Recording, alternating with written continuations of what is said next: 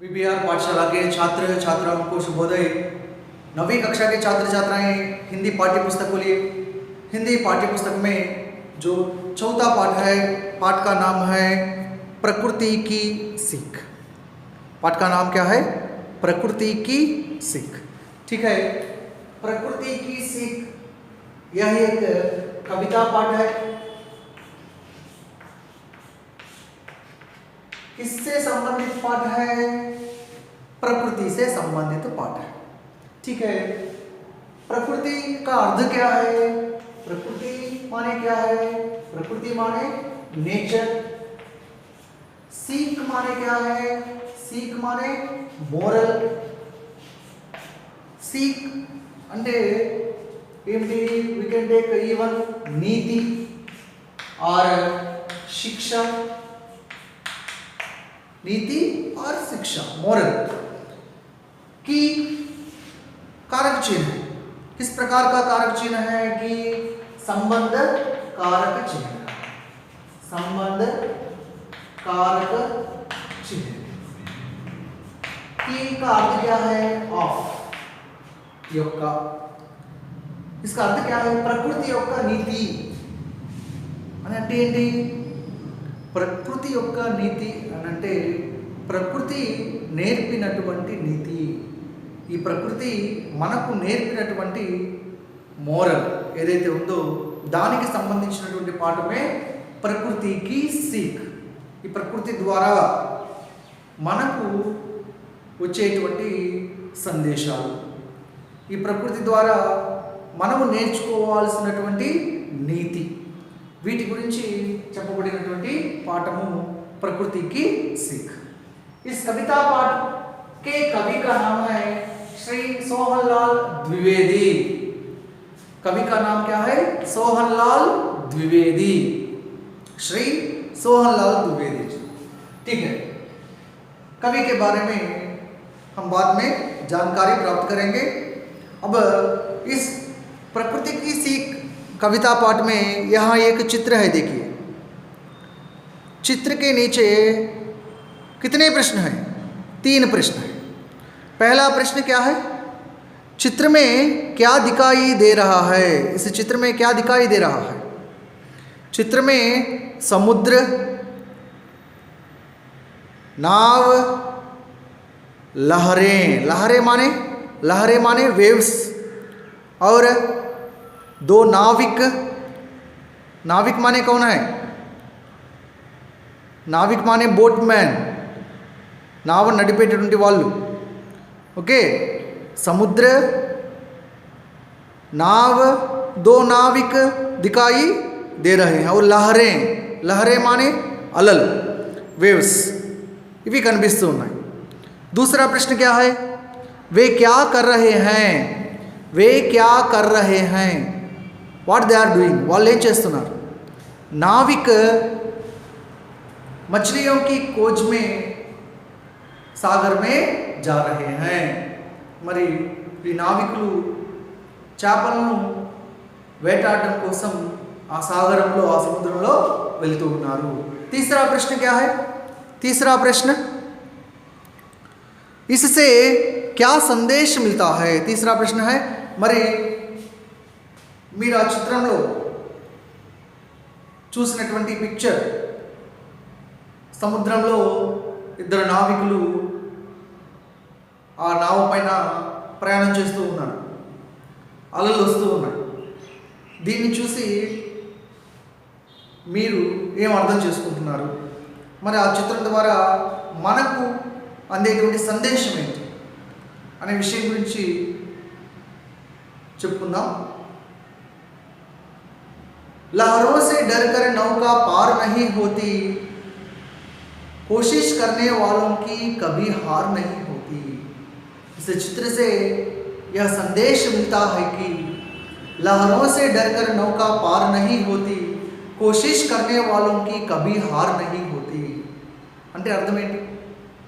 लहरों से डरकर नौका पार नहीं होती। लहर इसका बहुवचन है लहरें, एकवचन बहुवचन। लहर माने क्या है? लहर माने वेव, लहरें माने वेव्स, अलल। लहरों से डरकर नौका पार नहीं होती। మరి అలలకు కనుక ఆ నావ పడవ భయపడితే, ఆ పెద్ద పెద్ద అలలు వస్తున్నాయని నావ కానీ భయపడితే ముందుకు వెళ్ళగలదా? ఆ సముద్రంలో ప్రయాణం చేయగలదా? తన గమ్యానికి, తన లక్ష్యానికి చేరుకోగలదా? చేరుకోలేదు. లహరోं से डरकर नौका पार नहीं होती. అలలకు భయపడితే పడవ సముద్రంలో ముందుకు వెళ్ళలేదు, ప్రయాణం చేయలేదు. कोशिश करने वालों की कभी हार नहीं होती. कोशिश, कोशिश माने क्या है? कोशिश माने प्रयत्न, कोशिश माने प्रयत्न. कोशिश करने वालों की कभी हार नहीं होती. మరి ప్రయత్నం చేసే వాళ్ళకు ఎప్పటికీ కూడా ఏముండదు? హార్ నహీ హోతి. హార్ అంటే ఏంటి? అపజయం, ఓటమి అనేటువంటిది ఉండదు. ఏ విధంగా అయితే పడవ సముద్రంలో అలలన్నింటినీ కూడా అధిగమించి ముందుకు ప్రయాణం చేసి తన గమ్యాన్ని తాను చేరుకుంటుందో, అదేవిధంగా ఎన్ని కష్టాలు వచ్చినప్పటికీ కూడా వాటన్నిటినీ కూడా అధిగమించి ముందుకు వెళ్ళే వారికి ఎప్పటికీ కూడా ఓటమి అనేటువంటిది ఉండదు. వారు ఎప్పుడు కూడా విజయాన్ని పొందుతారు అనే సందేశం మనం అక్కడ క్లియర్గా తెలుసుకోవచ్చు. ठीक है छात्र छात्राएं, इसके बाद यहाँ देखिए उद्देश्य. हर पाठ के लिए उद्देश्य रहता है. यहाँ भी देखिए पाठ में उद्देश्य है. उद्देश्य देखिए, प्रकृति के कण कण में कुछ ना कुछ संदेश छिपा होता है. ये पर्वत, नदियां, झरने, पेड़ आदि हमसे कुछ कहते हैं. इनके संदेशों से हम जीवन सफल बना सकते हैं. पहला वाक्य देखिए, प्रकृति के कण कण में कुछ ना कुछ संदेश छिपा होता है.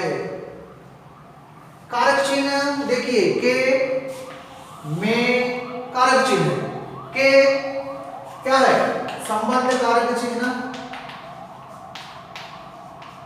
संबंध कारक चिन्ह. और में है अधिकरण कारक चिन्ह, अधिकरण कारक चिन्ह. ठीक है. अब देखिए प्रकृति माने आपको मालूम है नेचर. प्रकृति యొక్క कण कण में, कण कण व्याकरण की दृष्टि से देखिए, कण कण समास है. कण कण का समास विग्रह क्या है? समास का नाम क्या है? विग्रह है हर कण, कण कण, हर कण या प्रतिकण. समास का नाम क्या है? अव्ययी भाव समास, अव्ययी भाव समास. आपको सीखना चाहिए. ठीक है. प्रकृति के कण कण में, ప్రకృతి యొక్క అణువణువులో, అణువణువులు అంటే ఈ ప్రకృతిలో ఉండేటువంటి అణువణువులు అని అంటున్నారు. ప్రకృతిలో ఉండే అణువణువు అంటే ఏంటి? पर्वत, नदियां, झरने, पेड़, हवा. ठीक है. ఇవన్నీ కూడా ప్రకృతిలో ఉండేటువంటి అణువులు అంటే ఇవే. పర్వతాలు కావచ్చు, నదులు కావచ్చు, గాలి కావచ్చు, ఈ ప్రకాశం వెలుగు కావచ్చు, వాటర్ ఫాల్స్ కావచ్చు, చెట్లు కావచ్చు, గ్రీనరీ కావచ్చు, ఆకుపచ్చదనం, హరియాలి కావచ్చు. సో ఇవన్నీ కూడా ప్రకృతిలో ఉండేటువంటి విషయాలే. ప్రకృతిలో ఉండేటువంటి అణువులో कुछ ना कुछ संदेश छिपा होता है. कुछ ना कुछ. व्याकरण की दृष्टि से कुछ क्या है? व्याकरण की दृष्टि से कुछ अनिश्चयवाचक सर्वनाम, अनिश्चयवाचक सर्वनाम. सर्वनामలో ఇది అనిశ్చయవాచక సర్వనామం, ఇండెఫినిట్ ప్రణవం. కుచ్, కోయి, ఈ రెండు కూడా అనిశ్చయవాచకం, ఇండెఫినిట్. కుచ్ అంటే ఏదో, సమ్ అని అన్నాం. It's not definite, indefinite. ठीक है. आपको मालूम है कुछ ना कुछ संदेश छिपा होता है. संदेश माने क्या है? संदेश माने मैसेज. छिपना, छिपना माने क्या है? हाइड, दागी ఉండడం. మరి ప్రకృతి యొక్క అణువణువులో ఏదో ఒక సందేశం అనేటువంటిది, ఏదో ఒక మెసేజ్ అనేటువంటిది छिपा होता है, దాగి ఉన్నది, దాగి ఉంటుంది అని అంటున్నారు. మరి ప్రకృతిలో ఉండేటువంటి అణువులో మనకు ఏదో ఒక సందేశం అనేటువంటిది ఇస్తూ ఉండడం జరుగుతూ ఉంటుంది. మరి ఆ సందేశం ఏంటి అనే దాని గురించే ఈ పాఠం ఇవ్వబడింది. నెక్స్ట్, ఏ पर्वत नदियां झरने पेड़ आदि हमसे कुछ कहते हैं. यहाँ देखिए, ये पर्वत, यह का बहुवचन है ये. ओके, మరి ये पर्वत नदियां झरने पेड़ आदि हमसे कुछ कहते हैं. మరి పర్వతాలు కావచ్చు, నదియా రివర్స్ కావచ్చు, झरने జలపాతాలు వాటర్ ఫాల్స్ కావచ్చు, पेड़ ट्रीज చెట్లు కావచ్చు. यहाँ देखिए, पर्वत एक वचन है, इसका बहुवचन भी पर्वत ही है. नदी, नदी एक वचन है, इसका बहुवचन है नदियां. झरना एक वचन है, झरने बहुवचन है. पेड़, पेड़ एक वचन है, बहुवचन भी पेड़ ही है. ठीक है. మరి ఈ పర్వతాలు కావచ్చు, నదులు కావచ్చు, వాటర్ ఫాల్స్ జలపాతాలు కావచ్చు, అదేవిధంగా చెట్లు కావచ్చు, ఏవో ఒక సందేశాన్ని మనకి ఇస్తూ ఉన్నాయి అని ఇక్కడ ఉద్దేశంగా చెప్పబడింది. ఏవో ఒక సందేశము అని అంటే, ఉదాహరణకు ఆప్కో మై కవిత సునాతా హూं, మీకు ఒక చిన్న కవిత ఆల్రెడీ మీరు చదివినటువంటి కవిత ఒకటి వినిపిస్తాను. फूलों से नित हंसना सीखो, भंवरों से नित गाना, तरु की झुकी डालियों से सीखो, शीश झुकाना, हवा के झोंकों से सीखो, हिलना और हिलाना, सूरज की किरणों से सीखो, जगना और जगाना, पतझड़ में पेड़ों से सीखो, दुख में भी धीरज धर लेना. ఈ విధంగా మీరు ఒక కవిత చదివి ఉంటారు ప్రీవియస్ క్లాసెస్. మరి फूलों से नित हंसना सीखो, भंवरों से नित गाना, फूलों से नित हंसना सीखो, పువ్వులను చూసి మనం నేర్చుకోవాలి. మరి నేచర్లో ఉండేటువంటి అంశాల గురించి నేను చెప్పాను మీకు. ఈ ప్రకృతిలో ఉండేటువంటి అణువులో అన్నారు కదా, సందేశం ఉంటుంది అన్నారు కదా, దాని గురించి మీకు కాస్తంత ఎక్స్ప్లెయిన్ చేస్తున్నాను. फूलों से नित हंसना सीखो, పువ్వులను చూసి మనము నేర్చుకోవాలి. ఏం నేర్చుకోవాలి? పువ్వులను చూస్తే ఒక సంతోషం అనేటువంటిది మనసు కలుగుతూ ఉంటుంది.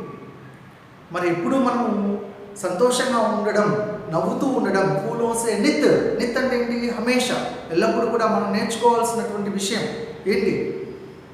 ఫూలోं से నిత్ హస్నా సీఖో, నవ్వడం. సీఖో, సీఖో అంటే లర్న్, నేర్చుకో.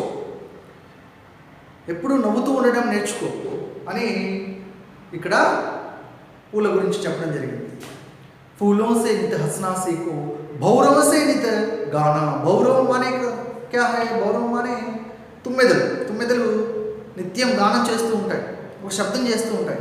మరి అటువంటి తుమ్మెదలను చూసి నువ్వు నేర్చుకోవాలి, చక్కగా పాడుతూ ఉండడం. పాడుతూ ఉండడము అంటే చక్కటి సంతోషాన్ని నువ్వు వ్యక్తపరచడం అన్నమాట. భంవరోं से नित गाना, తుమ్మెదలను చూసి నువ్వు కూడా చక్కగా పాడడం నేర్చుకో, అటువంటి సంతోషమైనటువంటి జీవితాన్ని గడపడం నేర్చుకో అని. తరుకి జుకి డాలియోं से सीखो, शीश झुकाना. తరుకి జుకి డాలియోं से, తరు అంటే మీకు తెలుసు, తరు అంటే ఏంటి? తరు అంటే చెట్టు, పేడ్. తరుకి జుకి డాలియోं से सीखो, జుకి అంటే జుకున, తగ్గి ఉండదు. డాలియా, డాలి, డాలియా, డాలి అంటే ఏంటి? చెట్టు కొమ్మ. తరుకి జుకి డాలియోं से सीखो, మరి చెట్టు ఎంతో పెద్దగా ఉంటుంది, వాటి యొక్క కొమ్మలు చూస్తే చాలా కిందకి దిగి ఉంటాయి, చాలా తగ్గి ఉంటాయి. అంటే ఏంటి? ఏం నేర్చుకోవాలి? శీష్ జుకానా అంటే చెట్టు ఎంత ఎత్తుకు ఎదిగినా కూడా వాటి కొమ్మలు ఎలాగైతే తగ్గి ఉన్నాయో, అదేవిధంగా నీవు కూడా జీవితంలో ఎంతటి పై స్థాయికి వెళ్ళినా కూడా ఎదుటివారిని గౌరవించడం నేర్చుకోవాలి. పెద్దవారిని ఎంతో వినమ్రతతో చూడడం నేర్చుకోవాలి. ఎంత ఎదిగినా కూడా ఒదిగే గుణం ఉండాలి అనేటువంటి మోరల్ అందులో ఉంది. అదేవిధంగా హవాకి జోంకోं से सीखो, हिलना और हिलाना. మరి వీచే గాలి నుండి కూడా మనం నేర్చుకోవచ్చు. ఏంటి? కదలడము, ఎదుటివారిని కదిలించడం. కదలడము, కదిలించడము అని అంటే ప్రేరణ ఇవ్వడం. నీ జీవితం ద్వారా వారిలో కదలికలను తీసుకుని రావడం, చక్కటి కదలికలను అంటే ప్రేరణను ఇవ్వడం అనేటువంటిది మనము వీచే గాలి నుండి నేర్చుకోవాలి. సూరజ్కి కిరణం సే సీఖో జగనా ఔర్ జగానా, సూర్యుడి కిరణాల నుండి నేర్చుకోవాలి. సూర్యుడి కిరణాలు తాకగానే మనం జగనా మేల్కొంటాం. అదేవిధంగా సూర్యుడి కిరణాల ద్వారా మనం నేర్చుకోవాల్సింది మనము మేల్కోవడం, ఎదుటి వారిని కూడా మేల్కొల్పడం, వారికి కూడా చక్కటి జ్ఞానాన్ని ఇవ్వడం. అటువంటి విషయాన్ని మనం సూర్యుడి కిరణాల ద్వారా నేర్చుకోవాలి. పత్జడ్ మే పేడోं से सीखो దుఃఖ్ మే ధీరజ్ ధరలేనా. పత్జడ్ అంటే ఏంటి? ఆటమ్ సీజన్ అంట. ఆ సమయంలో చెట్టుకు ఉన్నటువంటి ఆ లీవ్స్ అన్నీ కూడా రాలిపోతూ ఉంటాయి. అలాగనే చెట్టు బాధపడుతుందా, కృంగిపోతుందా, పూర్తిగా పడిపోతుందా? కాదు కదా. మరలా సీజన్ వచ్చినప్పుడు చక్కగా చిగురుస్తుంది. అంటే మరి ఆటమ్ సీజన్లో చెట్టు ఏ విధంగా అయితే కృంగిపోకుండా మరలా చిగురుస్తుందో అదేవిధంగా దుఃఖ్ మే భీ ధీరజ్ ధరలేనా. ధీరజ్ అంటే ధైర్యం. మన జీవితంలో దుఃఖం అనేటువంటిది వచ్చిన సమయంలో మనం ఏ విధంగా వ్యవహరించాలి? ధీరజ్, ధైర్యంగా వ్యవహరించడం అనేటువంటిది నేర్చుకోవాలి. మన నేచర్లో ఉండేటువంటి ఇవన్నీ కూడా మనకు చక్కటి మెసేజ్, చక్కటి సందేశాలను మనకి ఇస్తూ ఉన్నారు. మనం తెలుసుకోవాలి. ఇక్కడ కూడా ప్రకృతికి సీక్ అనేటువంటి ఈ పాఠంలో కూడా చక్కటి మెసేజ్, ప్రకృతిలో ఉండేటువంటి అంశాలను తీసుకొని మనకు మెసేజ్ ఇవ్వడం జరిగింది. అటువంటి ప్రకృతిలో ఉండేటువంటి విషయాలే ఏ పర్వత, నదియా, ఝర్నే, పేడ్ ఆది హంసే కుచ్ కాతే హై, మనకేదో చెప్తూ ఉన్నాయి. వాటిని చూసినప్పుడు మనకు అనిపిస్తూ ఉంటాయి, అవేదో మనకు చెప్తున్నట్లుగా ఉంటుందట మెసేజ్, ఒక నీతి. देखिए इनके संदेशों से हम जीवन सफल बना सकते हैं. మరి వీటి యొక్క సందేశాల ద్వారా, సందేశం అనే మెసేజ్ ద్వారా, से कारक चिन्ह है, करण कारक चिन्ह, करण कारक से అనేటువంటిది రెండు కారక చిహ్నాలు ఉన్నాయి. ఒకటి కరణకారక, అనదర్ వన్ అపాదానకారక. మరి కరణకారక ఎప్పుడు ఉపయోగిస్తాము, అపాదాన ఎప్పుడు ఉపయోగిస్తాము? కరణకారక ఇఫ్ కమ్స్ విత్ మీనింగ్, తో అనేటువంటి అర్థం వచ్చినప్పుడు, ద్వారా, ఏ ద్వారా అర్థం వచ్చినప్పుడు కరణకారక. ఫ్రమ్, నుండి అనే అర్థం వచ్చినప్పుడు అపాదానకారక ఉపయోగిస్తాం. రామ్ తిరుపతి సే ఆయా, తిరుపతి నుండి వచ్చాడు. అక్కడ సే అనేటువంటిది ఫ్రమ్, సో దట్ ఈస్ అపాదానకారక. రామ్ కలం సే లిఖతా హై, రాముడు కలంతో రాస్తున్నాడు. ఇక్కడ తో, సే అనేటువంటిది విత్ మీనింగ్ వచ్చింది కాబట్టి దట్ ఈస్ కరణకారక. మరి ఇక్కడ కూడా इनके संदेशों के द्वारा, से అనేది के द्वारा, విత్ అనే మీనింగ్ వచ్చింది కాబట్టి దట్ ఈస్ కరణకారక. మరి వాటి యొక్క సందేశాల ద్వారా हम जीवन सफल बना सकते हैं. మన జీవితాన్ని మనం ఏం చేసుకోగలము? సఫల్, सक्सेस చేసుకోగలము. जीवन का विलोम शब्द क्या है? जीवन का विलोम शब्द है मरण. जीवन मरण, जन्म मृत्यु, జీవిత మృత్. చూడండి ఒకటే అర్థం, మరి పదాలు మనం విలోమ శబ్దాలు ఎలా తీసుకున్నాం చూడండి. జీవన్ అనగానే మరణ్ అంటున్నాం, జన్మ అంటే మృत्यु, जीवित అంటే मृत. इस प्रकार के शब्द आपको लेना चाहिए. हम सर्वनाम है सकते हैं. सफल का विलोम शब्द क्या है? असफल, सफल, असफल, सक्सेस, फेल. వాటి సందేశాలను విని మనం కనుక పాటించగలిగితే మన జీవితంలో మనము సక్సెస్ని పొందగలము, విజయాన్ని పొందగలము అని అర్థం. ठीक है, और एक बार देखिए, प्रकृति के कण कण में कुछ ना कुछ संदेश छुपा होता है. ప్రకృతి యొక్క అణువణువులో కూడా ఏదో ఒక మెసేజ్, ఏదో ఒక సందేశం అనేటువంటిది దాగి ఉంది. ये पर्वत, नदियां, झरने, पेड़ आदि हमसे कुछ कहते हैं. మరి ఈ పర్వతాలు కావచ్చు, నదులు కావచ్చు, వాటర్ ఫాల్స్, జలపాతాలు కావచ్చు, చెట్లు కావచ్చు, మనతో ఏదో చెప్పాలని ఉంటూ ఉన్నాయి. हमसे ఇక్కడ కూడా కారణకారక. ओके, यहाँ देखिए, ये पर्वत, नदियां, झरने, पेड़, ये शब्द भेद में ये क्या है? ఇక్కడ ఏ అనేటువంటిది ఏంటి? Is it Pranav? No, meaning. ఈ వాక్యంలో మరి ఏ అర్థం వచ్చింది? ఇక్కడ ఏ అనేటువంటిది ఈ అనేటువంటి అర్థం వచ్చింది. ఈ పర్వతాలు, ఈ నదులు, ఈ జలపాతాలు, ఈ చెట్లు. మరి ఈ అనేటువంటి అర్థం వస్తే అది ఇక్కడ ఈ వాక్యంలో సర్వనామం కాదు. What is that? Who can say? So this is ఈ ఏ అనేటువంటిది సార్వనామిక్ విశేషణ్. విశేషణలో సార్వనామిక్ విశేషణ్.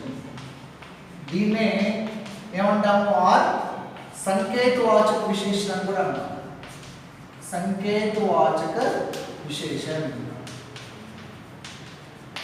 ఆల్రెడీ యు నో దట్ విశేషణ ప్రకారంలో ఫోర్త్ టైప్ ఇండికేట్ చేస్తున్నాయి, సంకేతాలు ఇస్తున్నాయి. ఈ పర్వతాలు, ఈ నదులు, ఈ జలపాతాలు, ఈ చెట్లు, ఇలా ఈ అనేటువంటి ఇండికేషన్ సంకేతం. అందుకనే చూడండి సంకేతవాచక విశేషణ. ఆ పేరే సంకేతము అంటే ఏంటి? ఇండికేషన్.